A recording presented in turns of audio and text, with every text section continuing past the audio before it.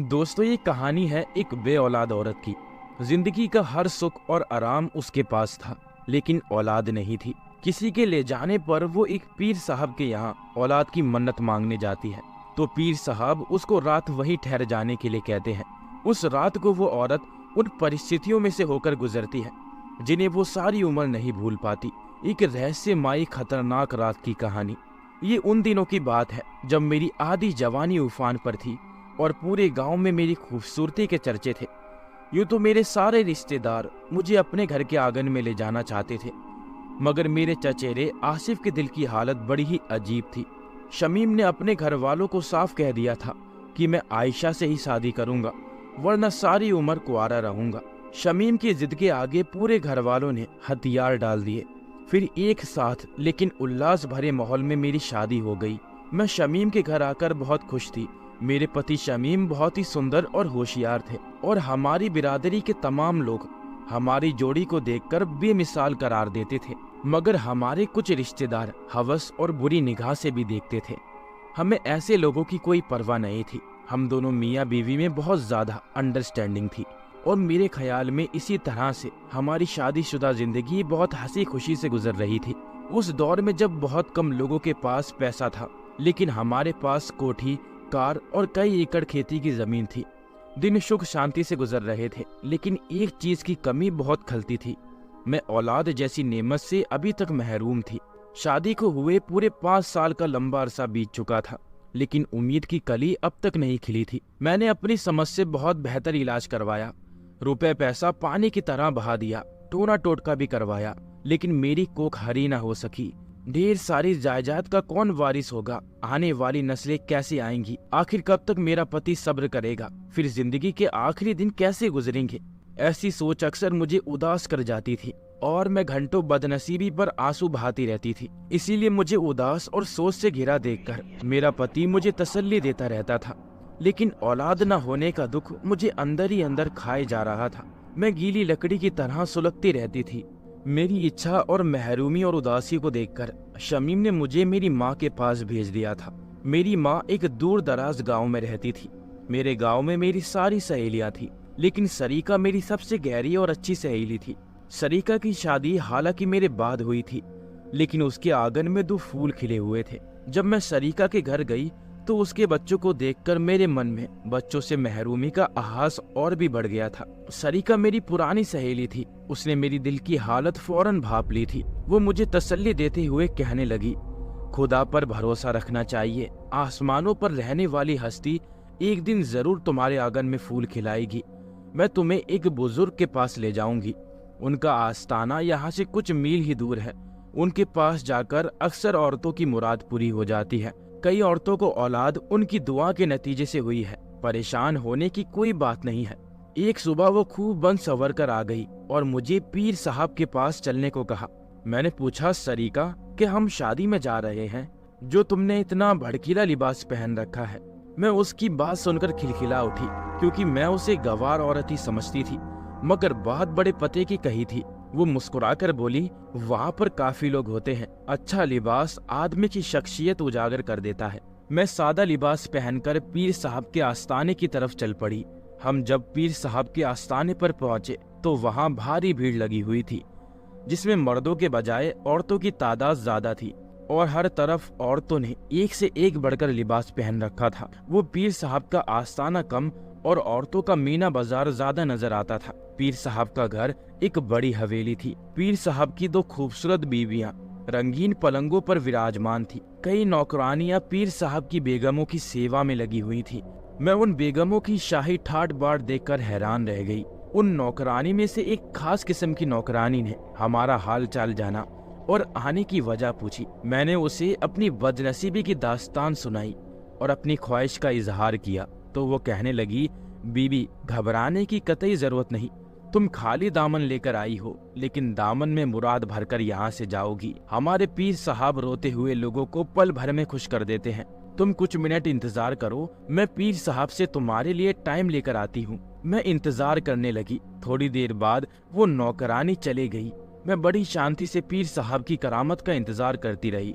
कुछ देर बाद वो नौकरानी वापस आई और मुझे अपने साथ पीर साहब के एक खास कमरे में ले गई।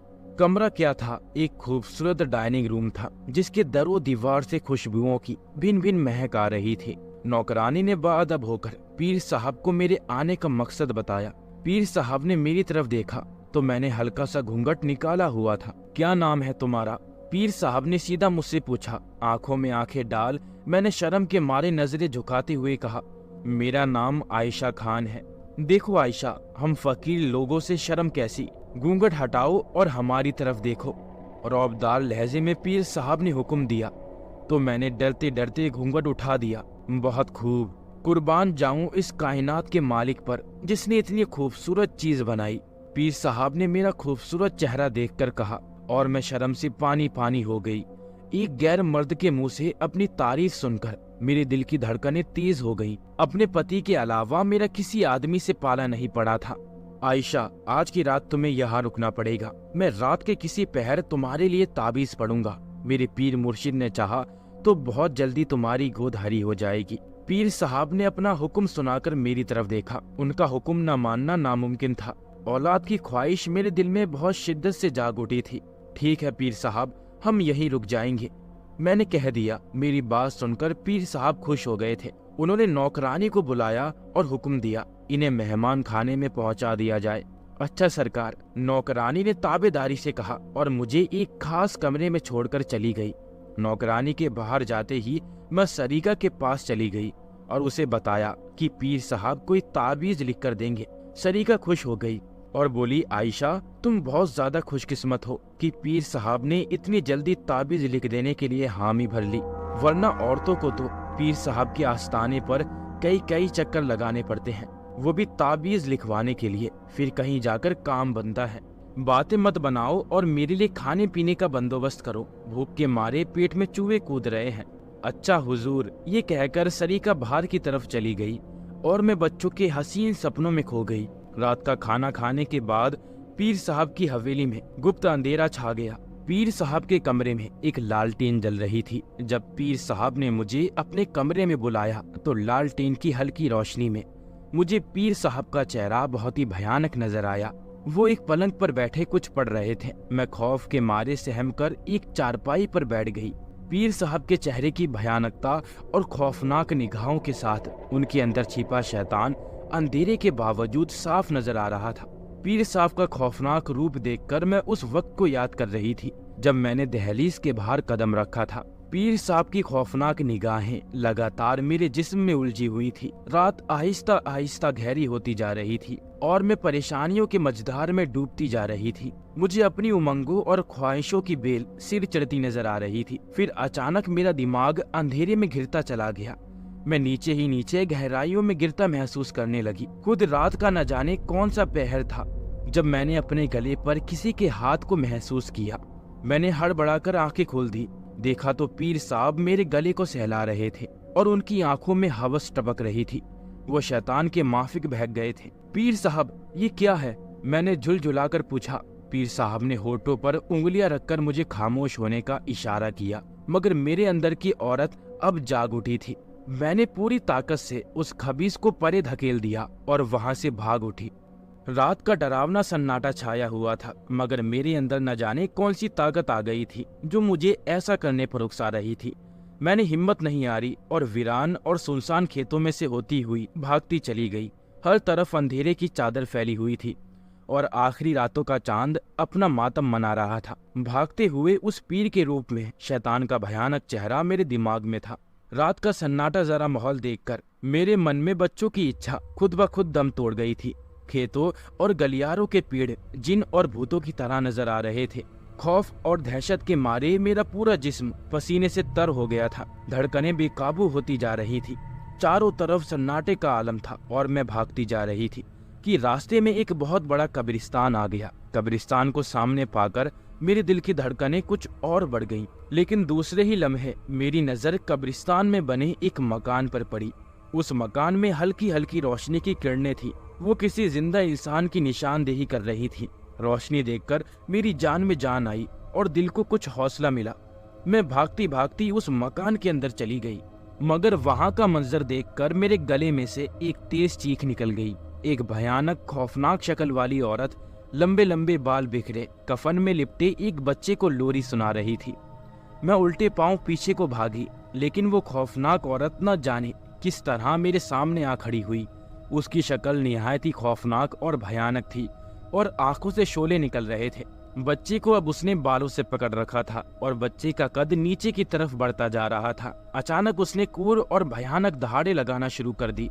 उन दहाड़ों के साथ साथ आग के शोले उसके मुंह से निकलकर फिजा में उड़ते जा रहे थे। अपनी मौत को इतने करीब देखकर जिस्म की सारी ताकत खत्म होने लगी थी। मेरा मन अंधेरे में डूबने लगा और मैं गश खाकर जमीन पर गिर पड़ी। उस बदसूरत चुड़ैल ने जब बालों से पकड़कर मुझे ऊपर उठाया तो मुझे महसूस होने लगा कि मैं अभी जिंदा हूँ। मैंने नींद बेहोशी की हालत में देखा तो उसने एक जोरदार तमाचा मेरे गालों पर मारते हुए वो मुंह मेरी तरफ फेंक दिया, जो कि उस मुर्दे बच्चे का था जो कुछ देर पहले मुझसे टकराया था। अब मेरे जिस्म में से आग सी लग गई थी। आग के खूंखार शोले मुझे घायल करने लगे। मैं पागलों की तरह चीखती पुकारती हुई अपने आप को उस चुड़ैल से बचाने के लिए कब्रिस्तान में दौड़ रही थी और मुझे कब्रिस्तान से निकलने का कोई भी रास्ता नहीं मिल रहा था। हर तरफ कब्रें ही कब्रें दिखाई दे रही थी। खौफ और भय की वजह से मेरे पूरे जिस्म में सनसनाहट फैली हुई थी। मेरे जिस्म का रोम रोम डर के मारे कांप रहा था। इधर उधर दौड़ते हुए मैं एक कब्र से टकराई और उस कब्र का दहाना खुला और मैं कब्र के अंदर धड़ाम सी चली गई। मैंने चीखना चाहा, लेकिन बोलने की ताकत जैसे खत्म हो चुकी थी। अपने जिस्म की सारी ताकत जमा करके मैं कब्र से बाहर आई तो कब्र के दहाने पर काला नाग फन फलाए बैठा हुआ था। उसकी फुफकार से कब्र की मिट्टी जमीन से उड़ रही थी और उसकी आंखों से चिंगारियां निकल रही थी। जैसे ही मैंने कब्र से निकलकर भागना चाहा तो वो फन उठाकर मुझे ढसने दौड़ा, मगर मैं भागती जा रही थी। मैंने एक दिशा का चुनाव करके भागना शुरू कर दिया। थोड़ा फासला तय करके मैंने पीछे मुड़कर देखा तो वो नाग मेरे पीछे दौड़ रहा था। मैंने भागने की रफ्तार और तेज कर दी। मौत का फरिश्ता मेरे पीछे था और मैं जिंदगी और मौत के दरमियान सरपट भाग रही थी। कुछ फासला तय किया तो पेड़ों का झुंड नजर आया। एक बूढ़ा आदमी लालटेन लिए झुंड से निकल रहा था। तुम कौन हो, भूत या चुड़ैल? बाबा जी मुझे यूं अपनी तरफ आता देखकर सहम गए और चिल्लाकर पूछने लगे। मैं मुसीबत की मारी एक लड़की हूँ बाबा। बड़ी मुश्किल से ये शब्द मेरे होठों से निकले। मैं भागकर बाबा जी के साथ चिपट गई। उसके बाद मुझे कुछ होश न रहा। होश में आई तो सुबह की सफेदी सामने थी। पक्षियों की आवाज ने दिल को बहुत हौसला दिया। मैंने दूसरी तरफ देखा तो बाबा जी आंखें बंद किए खुदा की इबादत में खोए थे। रात की सारी घटनाएं मेरे सामने आ गई। ये शायद रात वाले ही बाबा जी थे। बाबा जी, जब मैंने उन्हें पुकारा तो वो एकदम चौंक गए। बेटी, तुम होश में आ गई? बाबा जी ने पूछा और उठकर मेरे करीब आए। उन्होंने मेरे सिर पर हाथ रखा। हाँ बाबा जी, मैंने इतना ही कहा था कि मेरे सब्र का बांध टूट गया और मैं दहाड़े मार मार कर रोने लगी। फिर जब रो रो कर मेरी आंखें खुश्क हो गई तो मैंने बाबा जी से पूछा, ये कौन सी जगह है और आप कौन हैं बाबा जी? बेटी, मैं पीर गोगा शाह की मजार का खिदमतदार हूँ। रात को पता नहीं कब मेरी आंख खुल गई और खुलने पर मुझे ऐसा लगा जैसे कोई मुझे चीख चीख कर पुकार रहा है। पहले तो मैंने उसे अपना वहम समझा, लेकिन जब मैं किसी ऊपरी हुक्म से बाहर आया तो वो आवाज तेज होती चली गई। मैं लालटेन उठाकर पेड़ों के झुंड से निकला तो तुम तेज रफ्तार से मेरी तरफ चली आ रही थी। तुम्हें इस तरह अपनी तरफ आता देख मैं चलता गया और फौरन आयत पढ़ना शुरू कर दी। इस तरह खुदा के पाक कलाम से मैं दुनिया के हर खौफ पर काबू पाकर तुम्हारी तरफ बढ़ने लगा। उसी बीच तुम किसी डरे हुए बच्चे की तरह मुझसे लिपट गई। जिस्म पसीने से तर था और दिल की धड़कनें बहुत तेज चल रही थी। फिर तुम बेहोश होकर गिर पड़ी। फिर मैं तुम्हें उठाकर अपनी कुटिया में ले आया और तुम्हारे होश में आने की दुआ मांगने लगा। बाबा जी इतना कहकर खामोश हो गए और फिर दुआ पढ़ने लगे। मैंने बाबा जी को घर से निकलने से लेकर उन तक पहुंचने तक की सारी बात बता डाली। मेरी मजबूरी और गरज के नाम पर निहाद पीरों के कारनामे सुनकर बाबा जी बहुत उदास हुए और दुखी भी।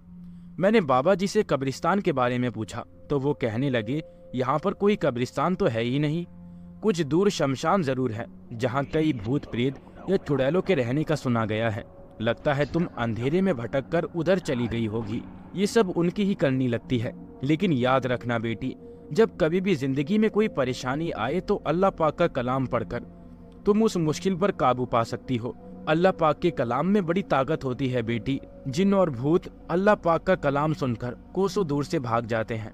वो बाबा जी मुझे घर के दरवाजे तक छोड़कर चले गए। वो अंदर ना आए। मैं घर के अंदर आई तो अम्मा मेरी हालत देखकर परेशान हो गई। उन्होंने मुझ पर सवालों की बौछार कर दी। मुझ पर कुछ देर बेचैनी सी छाई रही। फिर मुझे सुकून मिला तो मैंने सारी कहानी अम्मा को सुनाई। अम्मा मेरी आप बीती सुनकर हैरान और परेशान हो गई। मैंने अपनी सहेली सरीका से बोलचाल बंद कर दी थी, क्योंकि उसी की वजह से मुझे ये सब बर्दाश्त करना पड़ा था। गांव में जाकर मुझे जिस बर्बादी का सामना करना पड़ा था उसे मैं आज तक नहीं भूल पाई हूँ। मेरे पति कुछ महीनों बाद ही इंतकाल कर गए। पति की मौत के बाद कुछ महीनों मेरा दिमागी संतुलन कुछ ठीक न रहा, लेकिन फिर ये सोचकर मैंने सब्र कर लिया था कि हर काम खुदा की मर्जी से ही होता है। मैंने अपना पूरा ध्यान अल्लाह की तरफ लगा दिया। हर वक्त अल्लाह की याद में रहती। इससे मुझे बहुत सुकून मिलता था।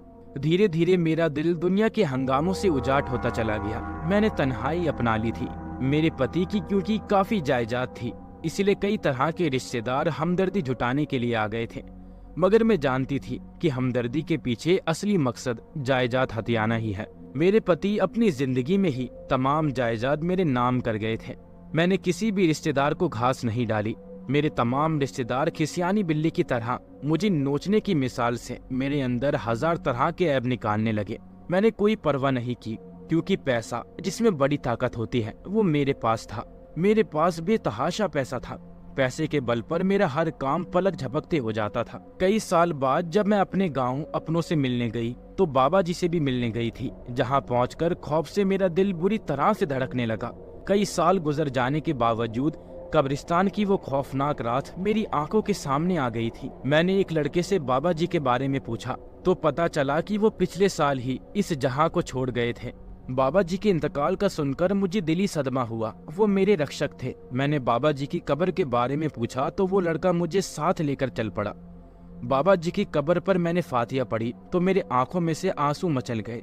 मैं फातिहा पढ़कर लौट आई, लेकिन कुछ दिनों बाद ही मैंने मौलवी साहब से कहकर कुरान खानी करवाई और कब्र पर खैरत तकसीम करवाई। आज उस कपा देने वाली घटना को कितने ही साल बीत चुके हैं। मैं आज भी अखबारों में जब जाली तांत्रिकों के बारे में पढ़ती हूँ तो मेरे दिमाग में इनके हाथों लुटने वाली ना जाने कितनी मासूम और बेगुनाह औरत की तस्वीर घूम जाती है। आखिर मैं अपनी सब बहनों से अपील करती हूँ कि वो इन नाम निहाद पीरों और तांत्रिकों के पास जाने से परहेज करे, क्योंकि औलाद का होना या ना होना सिर्फ ऊपर वाले के हाथ में ही है।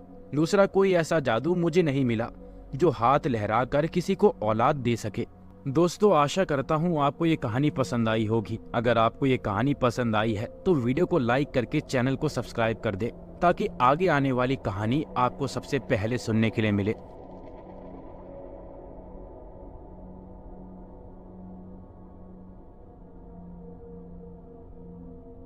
दोस्तों, ये कहानी एक ऐसे गांव की है जहां की सभी औरतों के दांत आकार में बहुत बड़े, टेढ़े मेढ़े और नुकीले हैं। देखने में तो ये किसी चुड़ैल या शैतान का रूप लगती है। अगर कमजोर दिल का कोई इंसान इन्हें अचानक से देख ले तो उसे तुरंत दिल का दौरा पड़ जाए। पर पहले ये औरतें ऐसी नहीं थी। कहते हैं कि इस गांव पर किसी चुड़ैल का साया है और उसी ने गांव की औरतों को ये श्राप दिया है। कोई नहीं जानता ये चुड़ैल कहाँ से आई है। तो आइए विस्तार से इस कहानी को जानते हैं। इसी रहस्यमय गांव में सिमरन नाम की एक लड़की रहती है। उसके दांत भी आकार में वैसे ही हैं, जिसकी वजह से कहीं भी उसका रिश्ता तय नहीं हो पा रहा है।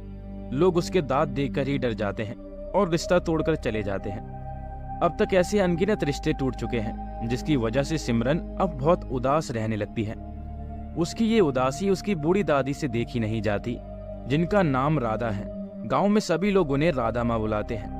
वो उसे अपने पास बुलाती हैं और कहती हैं कि मुझे पता है कि तुम अपने लिए आए रिश्ते टूटने की वजह से बहुत दुखी हो, पर बेटी ऐसे हार नहीं मानते, सब ठीक हो जाएगा। इस पर सिमरन रोते हुए कहती है कि कुछ ठीक नहीं होगा दादी, जब तक मेरे ये दांत ऐसे रहेंगे तब तक कुछ ठीक नहीं होगा। पर दादी, मैंने गांव के लोगों से सुना है कि अगर आधी रात को जंगल में मौजूद नारियल के पेड़ के नीचे अपने मुंह में गुड़ डालकर सो जाओ तो वह चुड़ैल पेड़ से उतर कर आती है और तुम्हारे मुंह का गुड़ निकाल कर खा जाती है और तुम्हारा चेहरा ठीक कर देती है। पर उसके ऐसे करने तक लड़की को ऐसे सोना है जैसे कि वो मर चुकी है, और अगर ऐसा नहीं हुआ तो वह चुड़ैल उसे मार देती है। क्या ये सब कुछ सच है दादी? हाँ बेटा, सुना तो मैंने भी है। 2 साल पहले रमा गई थी उस जंगल में, आज तक नहीं लौटी और ना ही उसका कुछ पता चला। सब यही कहते हैं कि शायद चुड़ैल ने उसे मार डाला। पर तुम ये सब क्यों पूछ रही हो बेटी? दादी, मैं भी ये करना चाहती हूँ। मैं अब और इस चेहरे के साथ नहीं रह सकती। ये सुनते ही दादी के होश उड़ गए और वो सिमरन पर चिल्लाते हुए बोली कि क्या तुम पागल हो गई हो? तुमने सुना नहीं मैंने अभी क्या बताया? उसके बावजूद भी तुमने ऐसा सोच कैसे लिया? पर सिमरन भी जिद पर अड़ गई और कहने लगी कि वो अब और इस तरह नहीं जिएगी। वो अपना चेहरा ठीक करके रहेगी, चाहे उसके लिए जो करना पड़े वो करेगी। और आखिर में दादी को उसकी जिद के आगे झुकना पड़ता है और वो भारी मन से सिमरन को जंगल में भेजने के लिए तैयार हो जाती है। सिमरन आधी रात को हाथ में लालटेन लिए जंगल की तरफ चल पड़ती है। वैसे तो सिमरन बचपन से ही बहुत बहादुर है, पर आज पता नहीं क्यों उसे डर लग रहा है। वो चुपचाप जंगल में आगे बढ़ती जाती है। पूरे जंगल में शांति छाई है, जिसकी वजह से सिमरन के पैर पड़ने से सूखी पत्तियों के चरमराने की आवाज दूर दूर तक गूंज रही है। बीच बीच में जंगल में भेड़ियों के रोने की आवाज गूंज उठती, जिसे सुन सिमरन पसीना पसीना हो जाती, पर फिर भी हिम्मत करके आगे बढ़ती रहती है और उस जंगल में मौजूद नारियल के पेड़ के पास पहुंच जाती है और सर उठा के देखती है तो आसपास लंबे लंबे नारियल के पेड़ ही हैं और दूर दूर तक किसी जानवर का भी नामो निशान नहीं है। ये सब देखकर तो एक बार को सिमरन भी डर जाती है, पर फिर खुद को हिम्मत देते हुए कहती है कि नहीं, अब वो यहाँ से वापस नहीं जाएगी। चाहे जो हो जाए, आज वो अपना चेहरा ठीक करके ही घर वापस जाएगी। सिमरन अपने मुंह में गुड़ डालकर वही नारियल के पेड़ के नीचे सो जाती है। उसे वहां लेटे हुए आधे घंटे से ऊपर हो जाता है, पर अभी तक चुड़ैल का कहीं कोई पता नहीं होता। वो लेटे लेटे सोचती है कि कहीं वो सब बातें कोई मनगढ़ंत कहानियां तो नहीं। फिर भी वो वहीं आंखें बंद करके लेटी रहती है। तभी थोड़ी देर के बाद उसे चुड़ैल के हंसने की आवाज आने लगती है और वो पेड़ से नीचे की तरफ आने लगती है। ये सब जानकर सिमरन के हाथ पांव फूलने लगते हैं। वो जानती है कि एक छोटी सी गलती उसकी जान ले सकती है, पर फिर भी वो हिम्मत करके वहीं लेटी रहती है। थोड़ी देर के बाद उसे अपने ऊपर चुड़ैल की गर्म सांसें महसूस होती है, पर वो इस तरह से लेटी थी कि मानो अब वो जीवित ही ना हो, या यूं कह लो कि वो चुड़ैल के डर की वजह से बेहोश हो गई हो। चुड़ैल उसके ऊपर बैठ के उसके मुंह का गुड़ निकाल के खाने लगती है और जोर जोर से हंसने लगती है। थोड़ी देर के बाद जब सिमरन को होश आता है तो उसका मुंह ठीक हो चुका था। वो खुश होती है कि तभी थोड़ी देर के बाद वो खुद चुड़ैल बन जाती है। रात के 2 बज रहे हैं। सोहन अपने घर पर सोया हुआ है कि तभी कोई जोर जोर से उनका दरवाजा पीटने लगता है। ये सब देखकर सोहन के पसीना छूट जाता है। वो घड़ी की तरफ देखता है, फिर दरवाजे की तरफ देखता है। दरवाजा अब भी लगातार पीटा जा रहा था। सोहन ने डरते हुए दरवाजा खोला और बाहर देखा तो उसके होश ही उड़ गए। बाहर उसकी बेटी रमा खड़ी थी, जिसे 2 साल पहले चुड़ैल ने मार डाला था।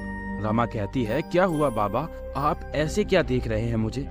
और देखो, मैं बिल्कुल ठीक भी हो गई हूँ। अब आपको मेरे लिए परेशान होने की जरूरत नहीं है। पर सोहन उसे देखता ही रहता है, पर बोलता कुछ नहीं। इस पर रमा थोड़ा चिढ़ते हुए कहती है, क्या हुआ बाबा, आप ऐसे क्यों देख रहे हो? ये कहते हुए वो रुक जाती है और घर में मौजूद उसकी तस्वीर पर हार चढ़ा देख उसके तो होश ही उड़ जाते हैं और वो वहीं बेहोश होकर गिर जाती है। सुबह जब उसे होश आता है तो वो देखती है कि सोहन उसके पास ही बैठा है। इस पर वो सोहन से पूछती है कि ये सब क्या है बाबा, और ये मेरी तस्वीर पर हार कैसा? इस पर सोहन कहता है कि तुम 2 साल से कहाँ थी बेटी, हमें तो लगा कि चुड़ैल ने तुम्हें मार दिया। ये सुन के तो रमा के होश ही उड़ गए और वो कांपते हुए बोली, 2 साल कैसे बाबा, मैं अभी कल ही तो गई थी। अब चौंकने की बारी सोहन की थी।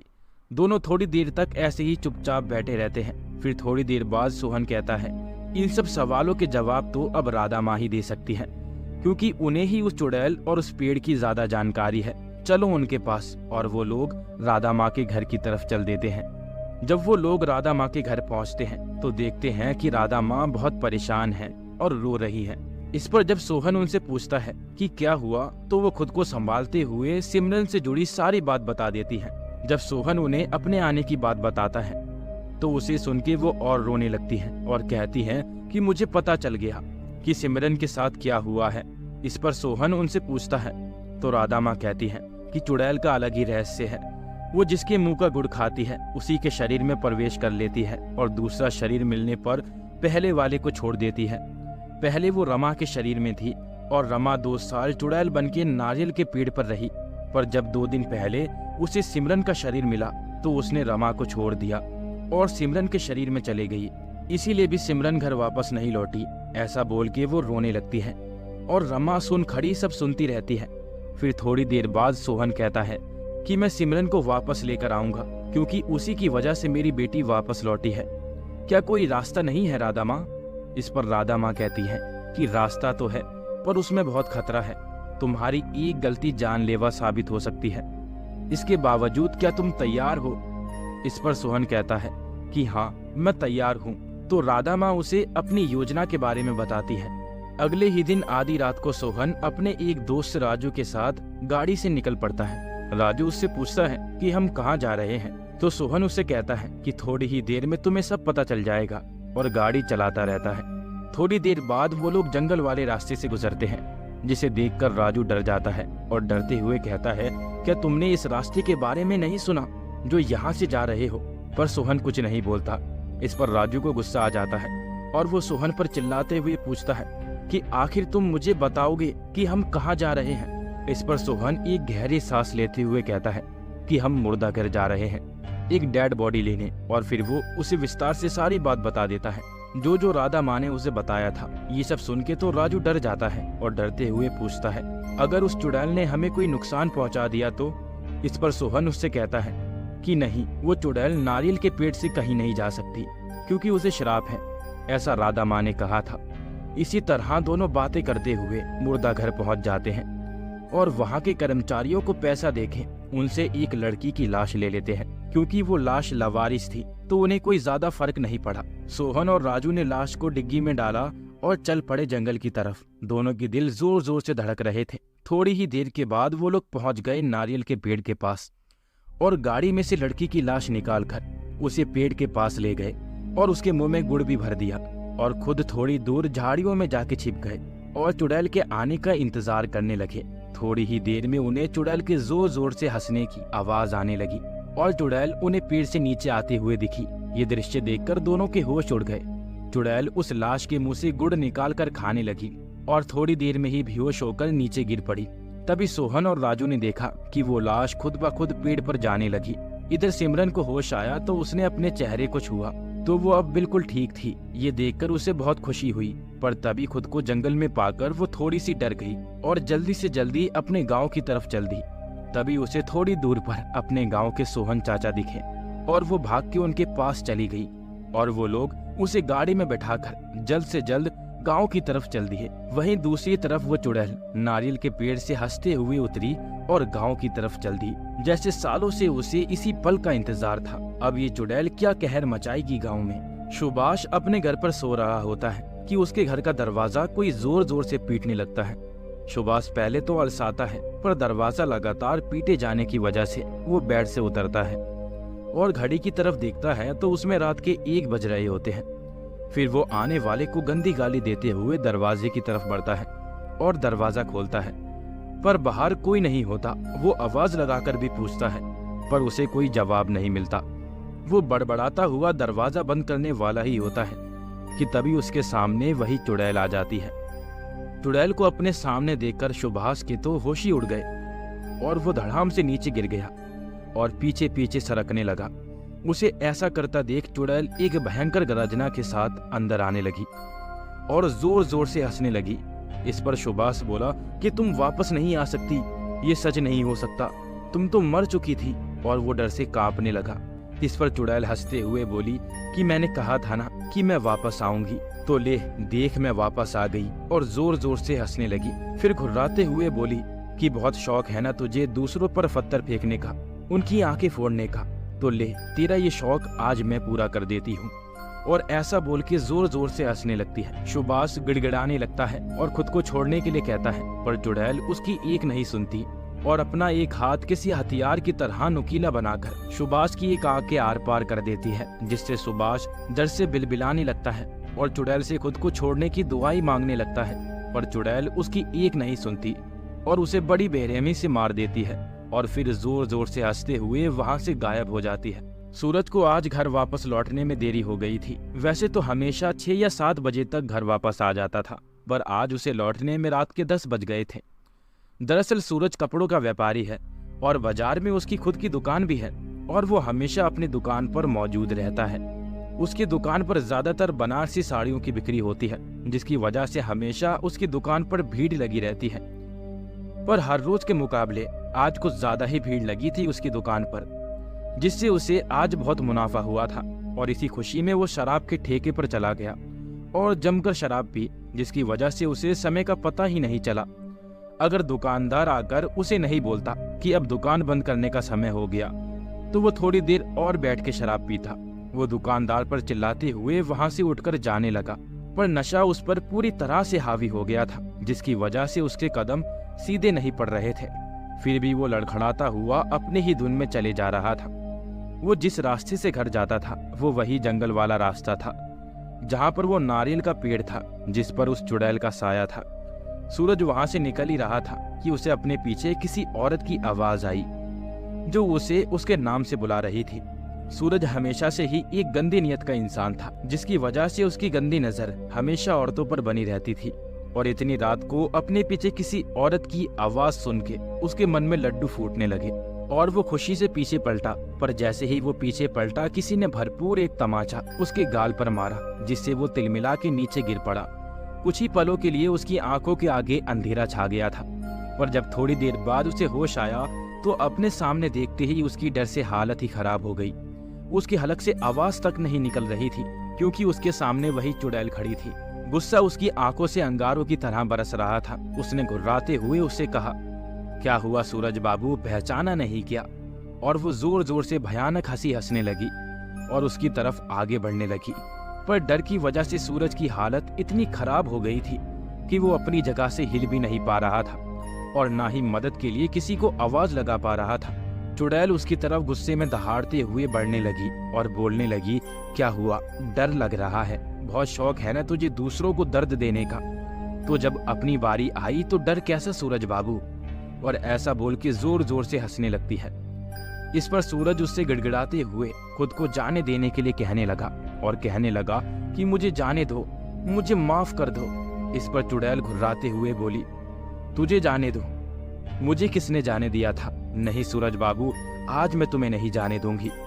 और ऐसा बोलते ही सूरज खुद ब खुद नारियल के पेड़ की तरफ घसीटने लगा और देखते ही देखते नारियल के पेड़ से एक रस्सी का फंदा नीचे आया और सूरज के गले में आ पड़ा और सूरज उस फंदे से नारियल के पेड़ पर लटक गया और झटपटाने लगा और खुद को छोड़ने की भीख मांगने लगा। उसे ऐसा देखकर चुड़ैल जोर जोर से हंसने लगी और तभी वो रस्सी का फंदा छूटा और सूरज मुंह के बल जमीन पर आ गिरा। वहीं उसने अंतिम सांसें ली। उसके बाद चुड़ैल वहां से गायब हो गई। जमींदार राणा का आज सुबह से ही किसी काम में मन नहीं लग रहा था। गांव में हुई दोनों मौतें और चुड़ैल के खौफ के कारण उनका मन बहुत विचलित था।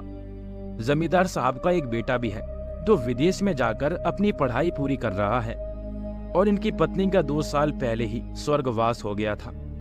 उनका बेटा छुट्टियों में उनसे मिलने आता था और 2-3 दिन रुक के फिर वापस चला जाता था। जमींदार साहब के घर में नौकरों की कमी नहीं थी। उनके सारे काम नौकर ही करते थे। उनके बस एक हुक्म की जरूरत रहती थी, पर सारे नौकर शाम के 6 बजे तक अपने घर के लिए निकल जाते थे। और जब से ये चुड़ैल का खौफ गांव में फैला था, तब से कोई रुकना ही नहीं चाहता था। सभी शाम होते ही घर के लिए निकल जाते थे। बस यही बात जमींदार साहब को अच्छी नहीं लगती थी, क्योंकि शाम को अपने सारे काम उन्हें खुद ही करने पड़ते थे। इसी बात से उन्हें चिढ़ थी। वो चाहते थे कि उनके सारे नौकर रात के 9 या 10 बजे तक रुके, पर कोई भी उनकी बात मानने को तैयार ही नहीं था। सब नौकरी छोड़ने के लिए तैयार थे, पर देर रात तक रुकने को तैयार नहीं थे और आखिरी में जमींदार साहब को ही उनके सामने झुकना पड़ा। यही सब सोचते सोचते रात के 11 बज गए थे। जमींदार साहब अपनी छत पर बैठे शराब पी रहे थे। तभी उन्हें अपने पीछे किसी की आहट सुनाई दी। उन्होंने पीछे पलटकर देखा तो वहां कोई नहीं था। फिर उन्होंने इसे अपने मन का वहम सोचा और वापस शराब पीने लगे। तभी उन्हें फिर से अपने पीछे किसी की आहट महसूस हुई। इस बार जमींदार साहब चौंक के अपनी जगह से खड़े हो गए और इधर उधर देखकर पूछने लगे, कौन है यहाँ? पर कहीं से कोई आवाज नहीं आई। तो उन्हें लगा कि शायद शराब के नशे की वजह से बार बार ये भ्रम हो रहा है, अब मुझे चल के सो जाना चाहिए। खुद से ऐसे बोलते हुए वो आगे बढ़े कि तभी उनके कदम एकदम से रुक गए, क्योंकि दरवाजे के सामने वही चुड़ैल खड़ी थी। उसे देखते ही जमींदार साहब का पूरा नशा एक ही पल में गायब हो गया और वो हकलाते हुए बोले, तुम जिंदा हो। इस पर चुड़ैल जोर से हंसते हुए बोली, क्या बात है जमींदार साहब, आपकी याददाश्त तो बहुत अच्छी है। जब आपने मुझे पहचान ही लिया है तो आप ये भी जानते होंगे कि मैं यहाँ क्यों आई हूँ। और ऐसा बोल के जोर जोर से हंसने लगती है। इस पर जमींदार साहब कहते हैं कि देखो मुझे जाने दो, जो हुआ वो अनजाने में हुआ, तुम दो को तो पहले ही मार चुकी हो, अब मुझे जाने दो। इस पर चुड़ैल कहती है ठीक है, और ऐसा बोल के वो दरवाजे के सामने से हट जाती है। जमींदार साहब धीरे धीरे उसके बगल से निकलते हुए सीढ़ियों पर पहुंच जाते हैं और भागने वाले ही होते हैं कि चुड़ैल पीछे से एक भरपूर लात उनकी पीठ पर मारती है, जिससे जमींदार साहब खुद को संभाल नहीं पाते और सीढ़ियों से नीचे जा गिरते हैं और वहीं उनके प्राण पखेरु उड़ जाते हैं। चुड़ैल उन्हें उन्हीं की हवेली में मारकर वहां से गायब हो जाती है। राजेश अपने कमरे में बिस्तर पर लेटा हुआ था, पर नींद उसकी आंखों से कोसों दूर थी। वो लेटे लेटे ही अपनी पिछली जिंदगी को याद कर रहा था, जिसमें से उस मनहूस दिन की याद आते ही उसे बहुत अफसोस होता है और यही कसक दिल में उठती है कि काश मैं उस दिन कुछ कर पाता। तभी उसे अपने दरवाजे पर दस्तक सुनाई देती है। उसे लगता है कि शायद उसकी बेटी सिमरन होगी। जी हाँ, कहानी की शुरुआत में जिस सिमरन का जिक्र हुआ था वो इन्हीं की बेटी थी। उन्होंने जाके दरवाजा खोला पर बाहर कोई नहीं था, तो उन्हें लगा कि शायद हवा की वजह से ऐसा हुआ होगा। वो अभी दरवाजे पर खड़े होकर ये सब सोच ही रहे थे कि तभी उनके सामने वही चुड़ैल दरवाजे से उल्टी लटकी आ गई, जिसे देखकर राजेश की चीख निकल गई और वो अंदर कमरे में जा गिरे। इस पर चुड़ैल हंसते हुए अंदर आ गई और राजेश की तरफ बढ़ने लगी। ये देख राजेश जोर जोर से चीखने चिल्लाने लगा। अपने पापा की इतनी तेज तेज चिल्लाने से सिमरन दौड़ के उनके कमरे में गई और वहां चुड़ैल को देखकर उसके होश उड़ गए। राजेश चिल्ला के कह रहा था कि मैं तुम्हें नहीं मारना चाहता था, फिर तुम मेरे पीछे क्यों पड़ी हो। ये सब सुन के सिमरन की चीख निकल गई, जिसे सुन चुड़ैल पीछे मुड़ी और सिमरन को गर्दन टेढ़ी करके देखने लगी। उसे ऐसा करता देख सिमरन डर से कांपने लगी और वहीं बेहोश होकर गिर पड़ी। चुड़ैल फिर राजेश की तरफ बढ़ने लगी। राजेश चिल्लाता रहा उसे छोड़ने के लिए, पर चुड़ैल ने उसकी एक न सुनी और एक रबर की तरह उसकी गर्दन घुमा के तोड़ दी, जिससे राजेश वहीं मर गया। फिर चुड़ैल वहां से गायब हो गई। सुबह जब सिमरन की आंख खुली तो उसने खुद को अपनी दादी के कमरे में पाया। उसके पास ही उसकी दादी बैठी हुई थी, जिनकी आंखें नम थी, और उसके पास ही रमा और सोहन भी खड़े थे।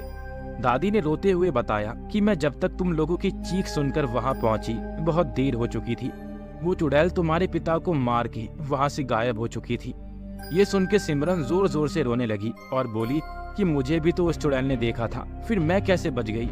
इस पर सोहन बोला कि शायद वो चुड़ैल औरतों को नहीं मारती। वो लोग अभी ये बातें कर ही रहे थे कि तभी राजू, जो सोहन का दोस्त था, वो दौड़ता हुआ आया और कहने लगा कि मुझे सब पता चल गया है कि वो चुड़ैल कौन है और क्यों उसने सभी को मारा।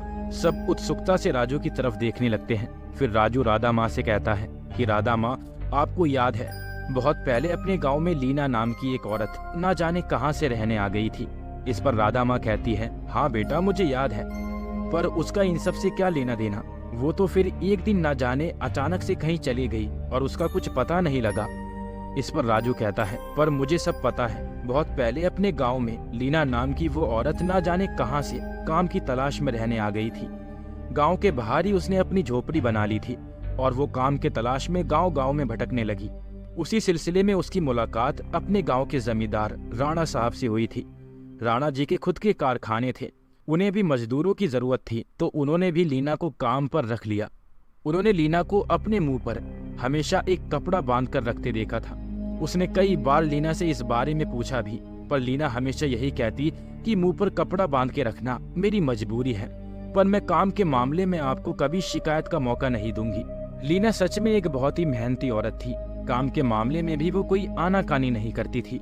उसके काम करने के तरीके से राणा साहब भी बहुत संतुष्ट रहते थे और इसी तरह सबके दिन बीत रहे थे।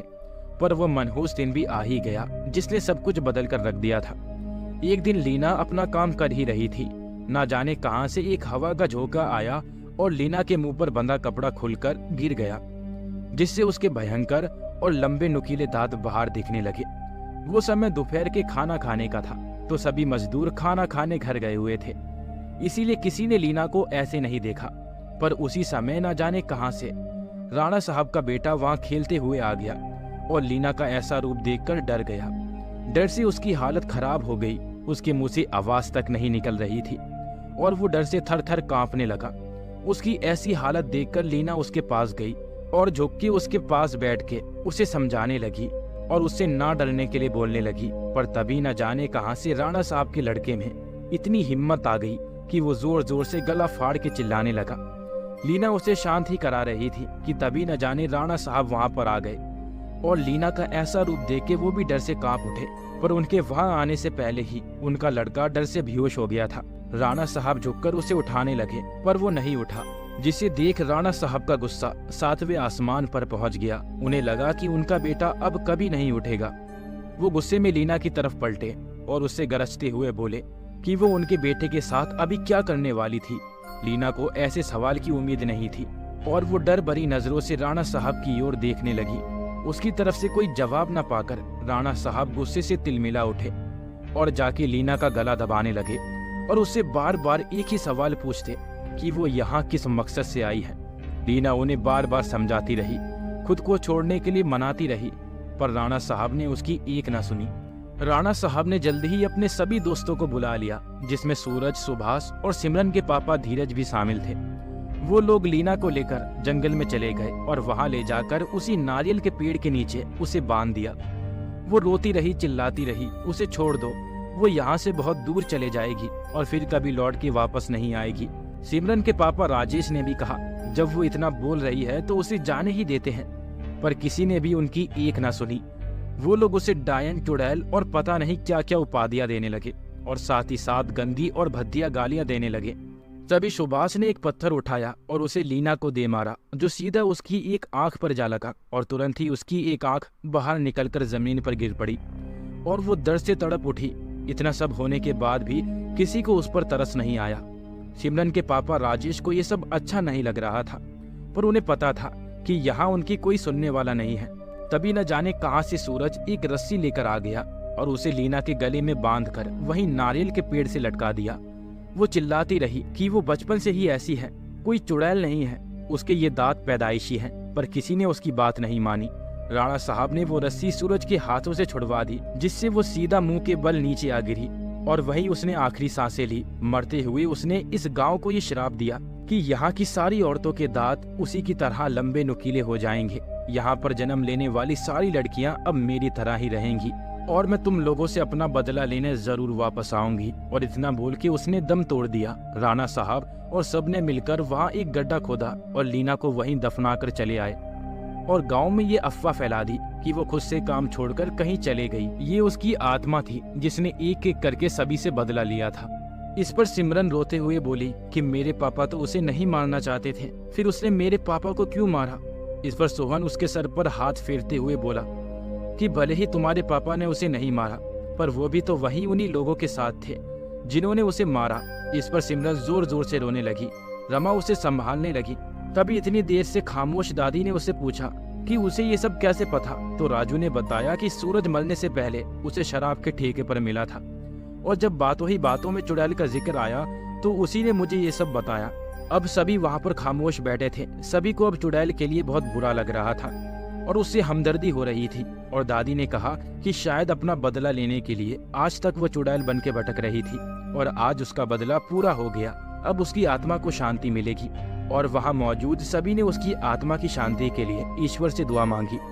और इस तरह से इस कहानी का अंत होता है। कहते हैं कि इसके बाद वहाँ की सारी लड़कियाँ फिर से पहले की तरह हो गई और वहाँ फिर कभी किसी को कोई चुड़ैल नहीं दिखी। दोस्तों, कहानी में आगे बढ़ने से पहले हमारे चैनल को सब्सक्राइब जरूर करें। तो चलिए बढ़ते हैं कहानी की ओर। 4 दोस्तों का एक ग्रुप घूमने के लिए कहीं गए थे। जब वे लोग वापस आ रहे थे तब अचानक उनकी गाड़ी का टायर पंचर हो गया। जंगल का एरिया था जिसके कारण कोई गाड़ी भी नजर नहीं आ रही थी। तब करीब रात के 9 बजे थे। तभी एक दोस्त ने बोला कि यार यहाँ पर कोई मदद मिलने वाली है नहीं, तो चलो आज की रात इसी जंगल में गुजारी जाए। तभी एक और दोस्त ने बोला कि वो देखो वहाँ एक लाइट जल रही है, लगता है वहाँ कोई गांव है। चलो थोड़ा अंदर जाकर कैंप लगाते हैं। फिर सभी दोस्त आगे बढ़े और जंगल गए। फिर वहाँ उन लोगों ने कैंप लगाया और आराम करने लगे। रात के करीब 11 बजे होंगे। फिर एक दोस्त ने बोला, मौसम अच्छा है, क्यों ना नाइट वॉक हो जाए। तो सभी दोस्त राजी हो गए और वॉक पर चले गए। वॉक करते करते उन लोगों को एक वीरान पड़ा मकान दिखा। वे लोग उसके पास गए। देखने में वो मकान बहुत पुराना और डरावना था। फिर एक दोस्त ने कहा, चलो अंदर चलते हैं। लेकिन उनमें से एक दोस्त ने अंदर जाने से मना कर दिया। उसने कहा, ऐसे वीरान पड़े मकानों में अक्सर भूतों का वास होता है, हमें अंदर नहीं जाना चाहिए। लेकिन बाकी दोस्तों ने उसकी बात का विश्वास नहीं किया और अंदर चले गए और साथ में उसे भी ले गए। अंदर का माहौल बहुत डरावना था। तभी एक लड़के को आधी जली हुई कुर्सी नजर आई तो वो बिना कुछ सोचे समझे उस पर बैठ गया। बैठते ही उसके अंदर कुछ होने लगा। ऐसा लग रहा था जैसे किसी की आत्मा घुस गई हो। अब लड़का जोर जोर से चिल्लाकर कहने लगा कि अब मैं सबसे बदला लूंगा, पूरे गांव को आग लगाकर जला दूंगा। अपने दोस्त को इस तरह का बर्ताव करता देख दूसरे 3 लड़के डर गए और वहां से गांव की तरफ बढ़ने लगे। सुबह होते ही उन्होंने सरपंच से मुलाकात की और सारी घटना बताई। पहले तो सरपंच उन पर गुस्सा होने लगा और उन्हें डांटने लगा और फिर उन लड़कों ने पूछा कि हमारे दोस्त के साथ ऐसा क्यों हुआ, बताइए प्लीज। तो सरपंच ने उन्हें बताया कि सालों पहले उस मकान में राजू नामक का एक तांत्रिक रहता था। उसे अपनी विद्या और ज्ञान पर बहुत घमंड था। उसका कहना था कि वो चाहे तो सभी को अपने काबू में कर सकता है। वह चाहे तो अपनी तंत्र विद्या की मदद से किसी को भी जान से मार भी सकता है। और कुछ समय बाद गांव में एक घटना घटने लगी। रामनगर गांव के युवा एक एक करके गायब होने लगे। कुछ समय बाद लोगों को समझ आया कि सभी जवान लोगों को तांत्रिक अपनी विद्या से काबू करके खत्म कर रहा है। इस बात से परेशान होकर सभी लोगों ने चर्चा की और ये फैसला लिया कि वो सब मिलकर तांत्रिक को मार देंगे। अपनी इस योजना को अंजाम देने के लिए एक दिन सभी लोग मिलकर तांत्रिक के घर पहुंच गए। उस समय तांत्रिक किसी पूजा में बैठा हुआ था। इसे अच्छा मौका समझते हुए सभी ने उसे एक कुर्सी से बांध दिया और उसे आग लगाकर वहां से चले आए। लोगों के मन में ये था कि तांत्रिक उसी आगों की लपटों में झुलस जाएगा और उससे उनका पीछा छूट जाएगा। और हुआ भी कुछ ऐसा ही। वह तांत्रिक उस आग में जलकर मर गया, जिसके बाद सभी लोग इस गांव में हंसी खुशी रहने लगे। फिर सरपंच ने कहा कि तुम्हारा दोस्त जिस कुर्सी पर बैठा था उसी कुर्सी पर तांत्रिक को बांधकर जलाया गया था, इसीलिए तुम्हारे दोस्त के शरीर में अब उस तांत्रिक की आत्मा घुस गई है। फिर उन लड़कों ने सरपंच से पूछा, तो कैसे हम अपने दोस्त को बचाएं, बताइए। थोड़ी देर सोचने के बाद सरपंच ने कहा, अगर वो लड़का कुर्सी से उठता है और कुर्सी को आग लगा दी जाए तो शायद तांत्रिक की आत्मा उसे छोड़ दे। फिर सरपंच उन तीनों लड़कों के साथ मिलकर सबसे पहले जाकर उन लोगों से मुलाकात करने लगा जिन्होंने तांत्रिक की कुर्सी को आग लगाई थी। उनसे बात करके सभी लोगों ने एक प्लान बनाया और फिर वो लोग उस मकान में गए। जैसे ही उनके दोस्त के अंदर बैठी तांत्रिक की आत्मा ने कुर्सी पर आग लगाने वालों को अपने सामने देखा तो उसे बहुत गुस्सा आया। गुस्से में तांत्रिक कुर्सी से उठा और उन लोगों पर हमला करने लगा।